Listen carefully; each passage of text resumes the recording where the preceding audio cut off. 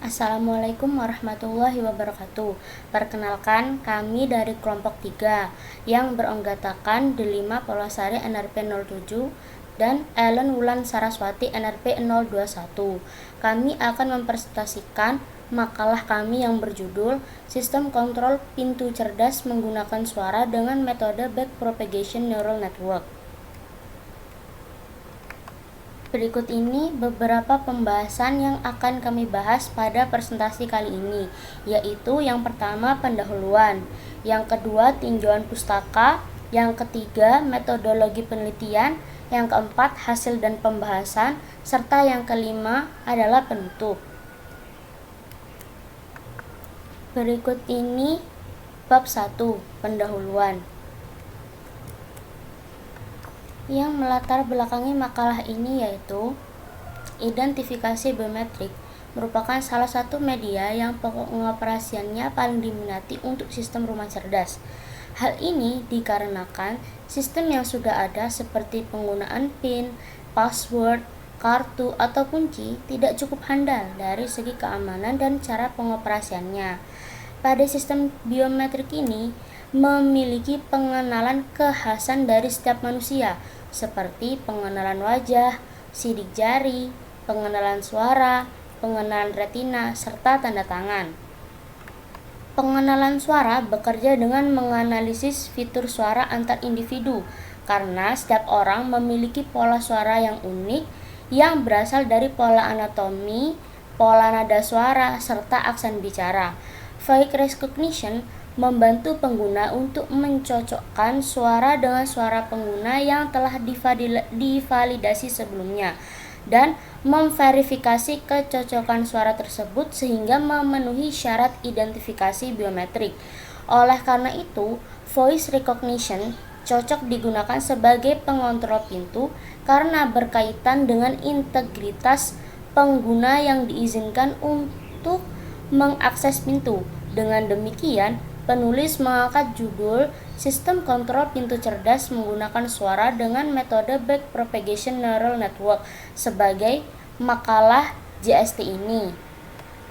Dari uraian latar belakang tersebut dapat ditarik beberapa rumusan masalah, yaitu bagaimana tingkat keakuratan pengenalan suara oleh sistem. Dari rumusan masalah di atas dapat ditarik tujuan, yaitu mengetahui tingkat keakuratan pengenalan suara. Selanjutnya, bab 2, tinjauan pustaka.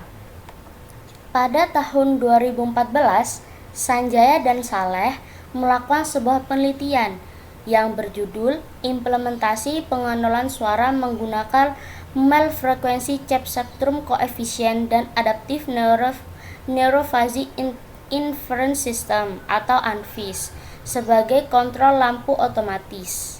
Pada penelitian ini dilakukan pembuatan database 6 buah ciri atau pola sinyal suara menggunakan metode MFCC terhadap seorang responden dengan pengucapan 2 buah kata, yaitu nyala dan mati, dengan masing-masing 10 kali pengulangan.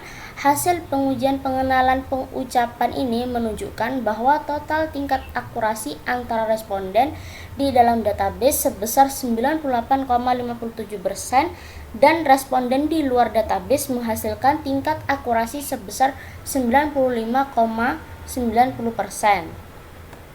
Kemudian pada penelitian yang kedua, yaitu dilakukan oleh Lutfiana pada tahun 2018. Pada penelitian ini menggunakan 5 instruksi suara, yaitu gerakan maju, mundur, belok kanan, belok kiri, dan berhenti. Dari beberapa segmen kata, hanya diambil satu di antaranya, seperti kata maju, yang suku kata keduanya, yaitu ju, diambil untuk proses, sehingga sistem mengeluarkan gerakan maju pada kursi roda. Yang ketiga, yaitu bab 3 tentang metodologi penelitian. Berikut ini merupakan diagram alur dari penelitian, dimulai dengan identifikasi masalah, lalu dilanjutkan dengan studi literatur, kemudian dilakukan perancangan sistem. Setelah dilakukan perancangan sistem, maka dibuat sebuah software. Apakah pembuatan software ini berhasil? Jika iya, maka akan dilanjutkan analisa dan pembahasan. Jika tidak, maka akan dilakukan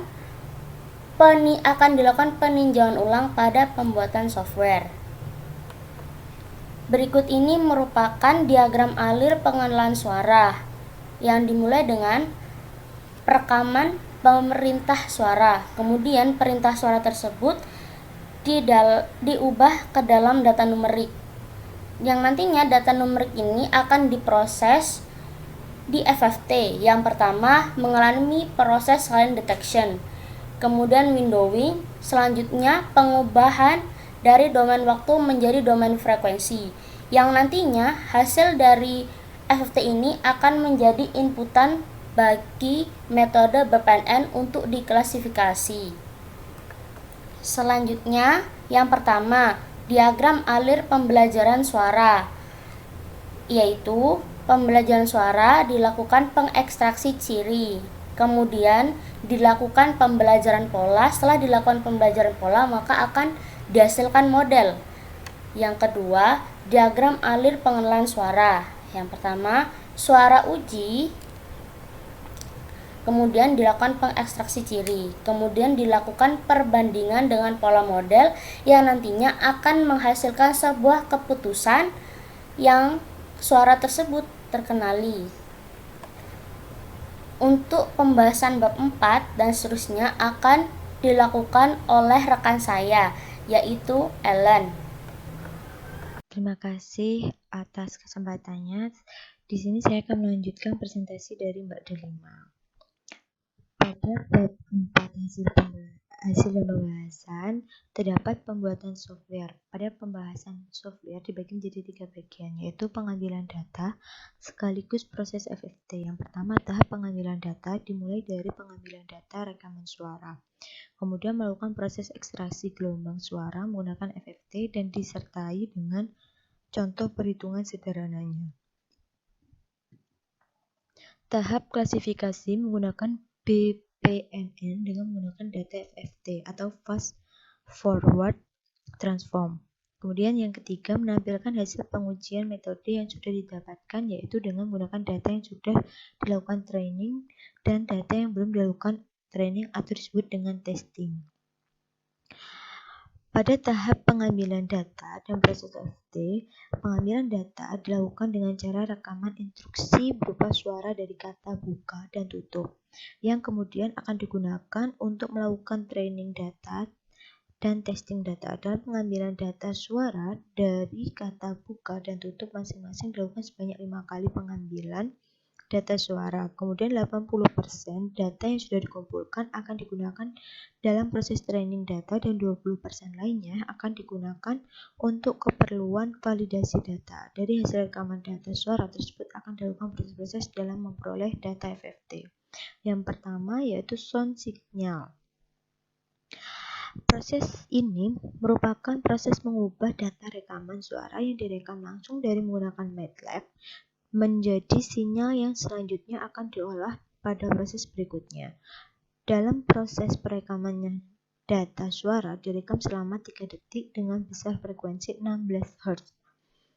Gambar yang ada di slide adalah beberapa sinyal suara yang digunakan pada makalah ini, yaitu pertama yang pada gambar sebelah kiri yaitu gambar sinyal suara dari kata buka. Kemudian untuk gambar sebelah kanan adalah sinyal asli suara dari kata tutup.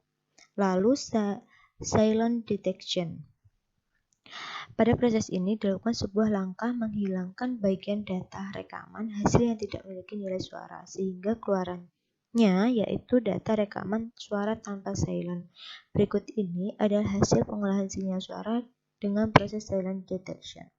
Pada gambar sebelah kiri yaitu gambar sinyal suara hasil silent detection dari kata buka. Kemudian untuk gambar sebelah kanan yaitu gambar sinyal suara hasil silent detection dari kata tutup.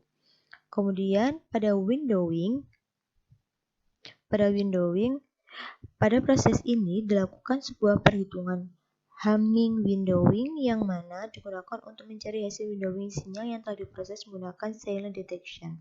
Berikut ini adalah gambar hasil proses windowing. Untuk yang sebelah kiri adalah hasil windowing dari kata buka. Sedangkan pada sebelah kanan merupakan hasil suara windowing, sinyal suara hasil windowing dari kata tutup. Kemudian untuk FFT digunakan untuk mengubah domain sinyal yang semula berupa waktu menjadi domain frekuensi. Hal ini dilakukan agar mendapatkan data sinyal yang lebih spesifik. Berikut ini adalah hasil FFT. Yang sebelah kiri dari sinyal suara hasil FFT dari kata buka. Untuk yang sebelah kanan sinyal suara hasil FFT dari kata tutup.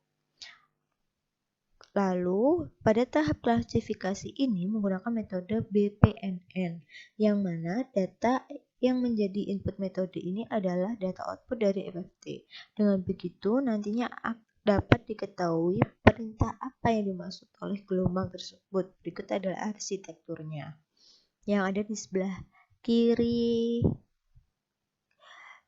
ini, yang ada di sebelah sini. Lalu,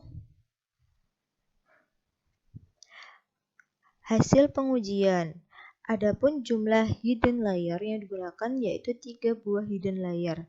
Hal ini dilakukan untuk mendapatkan hasil data training yang baik. Kemudian data input yang digunakan merupakan data yang dikenali oleh sistem serta menggunakan 2 buah data output. Berikut ini adalah hasil pengujian dengan menggunakan data suara yang dikenali oleh sistem. Yang pertama, dengan percobaan orang pertama ya, dengan suara kata buka terdapat pada tabel dengan akurasi adalah 100%. Lalu pada percobaan yang kedua dengan orang pertama juga tapi dengan menggunakan kata tutup dengan akurasi 60%. Kemudian dilakukan pengujian pada orang kedua. Pada percobaan orang kedua dengan mengucapkan kata buka, akurasinya adalah 20%. Sedangkan untuk orang kedua dengan mengucapkan kata tutup, akurasinya adalah 60%.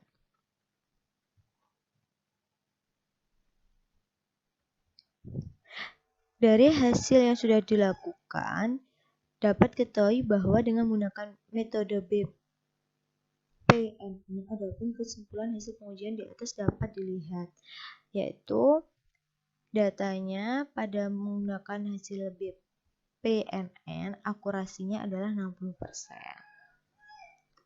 Sehingga didapatkan pembahasan. Pengujian dilakukan dengan cara menguji sistem secara langsung. Pengujian dilakukan sebanyak 5 kali setiap perintah. Pengujian dilakukan oleh 2 orang yang suaranya dimasukkan ke dalam datasheet. Hal ini dilakukan untuk mengetahui persentase keberhasilan sistem melakukan prediksi suara yang dimasukkan ke dalam sistem.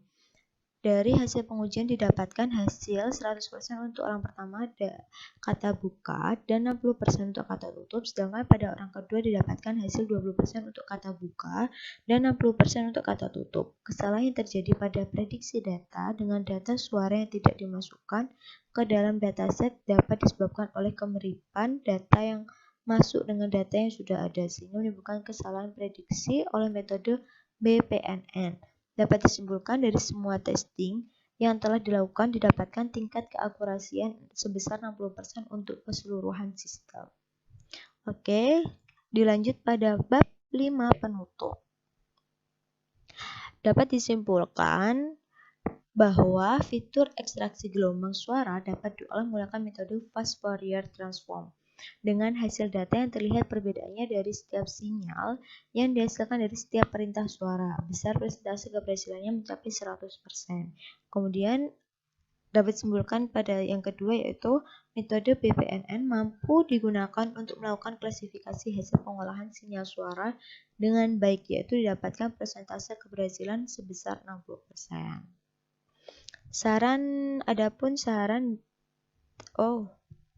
maksud saya ada kelanjutannya. Kesimpulan yang ketiga yaitu telah dilakukan pengujian performa klasifikasi perintah suara, di mana tingkat keberhasilan yang didapat pada proses training data metode PNN didapatkan hasil 100% untuk orang pertama, kata buka, dan 60% untuk kata tutup. Sedangkan pada orang kedua didapatkan hasil 20% dari kata buka dan 60% untuk kata tutup.